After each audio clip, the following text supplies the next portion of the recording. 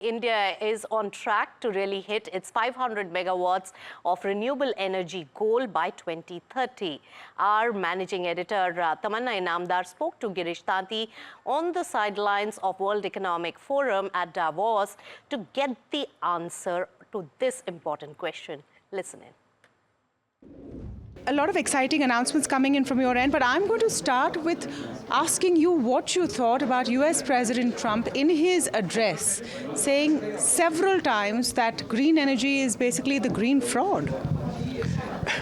Yeah, I think today if we were to look at, being at Davos, having met several leaders across sectors, also members from the new community in terms of the AI world and a lot of things, fund players, the overall dialogue that I'm having, largely what we could see is that we are now entering into a phase in the world where it's going to be an energy-hungry world, both primarily driven by EV as well as AI. And to fuel this, you will be going to need a huge amount of energy. And right now, with the kind of price points that you are able to get, wind, solar, and storage technologies, I think there is a lot of positive energy, a lot of interest from funds as well as investors, where we are seeing that because you are able to compete, and for the first time now we are seeing that you are almost able to get a 24/7 power because of the storage technologies also. Almost? It's still at almost? Yeah, I think that way also if you see today, even for conventional energy, even the regular plants, they are also, you don't get like 100%. So effectively, you have to have mix of power.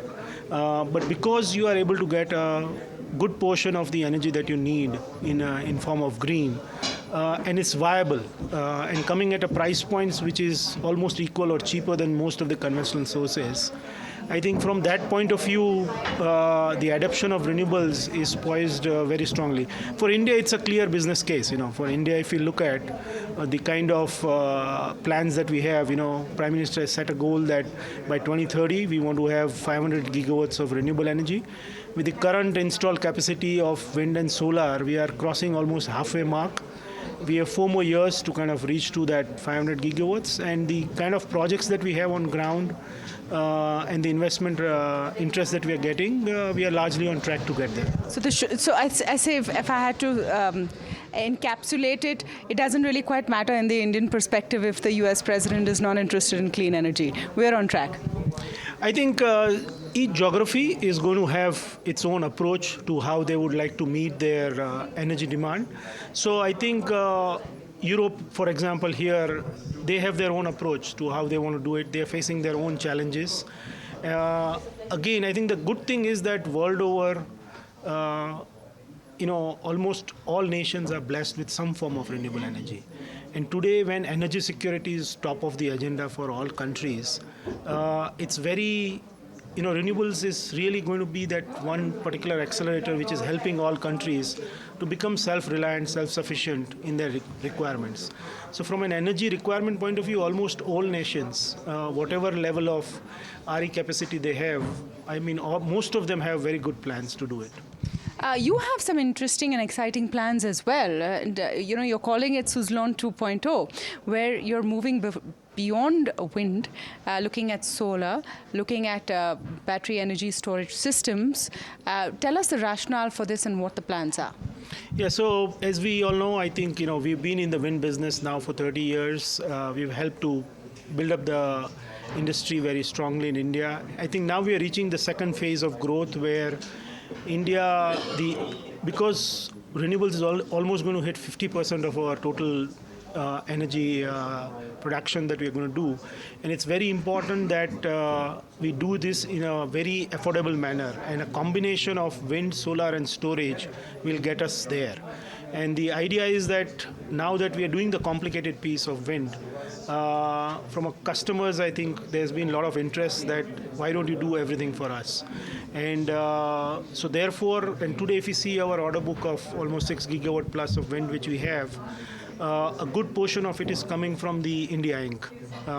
Their decarbonization plan to get to green on their own journey. Then we have the Indian PSUs, which also wants to go green from that. Then the Indian utilities, which are also looking to decarbonize. As a combination of all these that we are seeing, that integrated option, if somebody was to able to give them the full option, I think they are happy to have that, because people want to build capacity fast, but they want someone to de-risk the project execution and implementation side of it. So, and since wind is the complex piece, I think if we put all that together, we are seeing a very good interest in that space. So we will now be a full stack company on renewable energy, doing wind, solar, storage from a diversity of energy source. At the same time, we are going to expand right from whether it's the technology, manufacturing to EPC to service, a full stack company from that point of view. So effectively, we become kind of one-stop shop, and this will put Suzlon in a unique place. So let's get some details. The amount of investments that go into this, timelines to hit some of these markers. What is the kind of capacity that you want to generate by when? I'm sorry, I'm going to bunch up all of the questions. Will there be acquisitions to help you along the way, or is it all going to be greenfield? Let's get some color on this announcement. So basically right now we already have a development pipeline which can serve the RE side of the business. So both wind, solar and BESS can get integrated into that. So the idea is that today the customers are looking to long-term asset build-up. So already for year 3, 4, 5, what they want to do, how they want to do. And typically in renewable energy, you have to work about 2 years ahead of the curve to make sure that the development side of the work is done. Then you can do the installation side of it, getting the site ready, getting the power evacuation ready, all those aspects. So the idea is that since we have good strength in that area, and the complex piece is the wind side. And if you see solar and BESS, it's more of a commoditized products now. And there is already a good amount of excess capacity also available in India. So the idea is we will go in a partnership design where I will have network of partners who can give me some of these products, and we be the integrator at the front to the customer. And we focus more on the complex piece of things, which is on energy management, on making sure that, like we are currently working on a tech product as a controller at the front end for the customer, where if they have multiple sources of energy, they can optimize the usage in terms of which one they would use it at that point in time instantaneously for the least cost option. So as an aggregator, in a sense. Yes, it's an integration. It's not an aggregation, it's an integration, because ultimately I put everything together and deliver a solution to the customer. Okay, so but then coming back to my point of what is the kind of investments this will entail on your end? So again, I think there are two elements to that. As far as our wind aspiration of growth is concerned, largely that will get met from our own internal accruals. Yeah? If we look at the solar and BESS side of things, BESS itself does not need that much investments. Solar would require certain investments. So we are looking at a more partnership approach on that to see how we can add value to the whole thing. We have not yet kind of formed up the plans. I think as we form up, we will give most statistics and details. In terms of another month or two, we should be able to announce those. Any sort of thoughts on how this is revenue accretive for you? Because the strategy sounds great, but people will want to know a bit of detail. Is this revenue accretive for you? How does it work on your balance sheet? Do you need to raise funds? Will you raise debt? Some of that part as well. Yeah, so there primarily, if you look at, I think current plan is to meet, because we already have a very successful wind business throwing up cash. I have a debt-free balance sheet today. So there is enough headroom for us to meet some of this requirement from our internal accruals.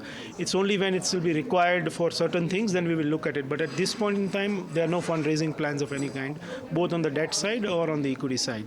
So I think it's a business as usual from the fundraise point of view. But what's important is that right now, if you see effectively, wind is like 20% of the total renewable energy market. Yeah, and the idea is with this combination of an integrated service provider, I get an opportunity to play in the 100% of the market.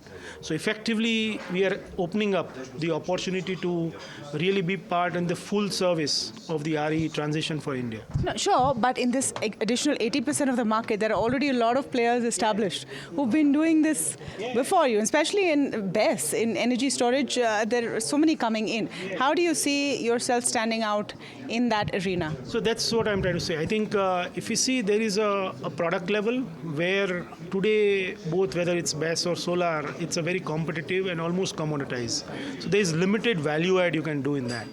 Where the value add is in the end integration of everything. So ultimately, I am making it happen for the customer to have a integrated solution, not just solar or BESS or something. Most of those players do one thing, whereas there is nobody who is able to put an integration together. And customers today need an integrated solution.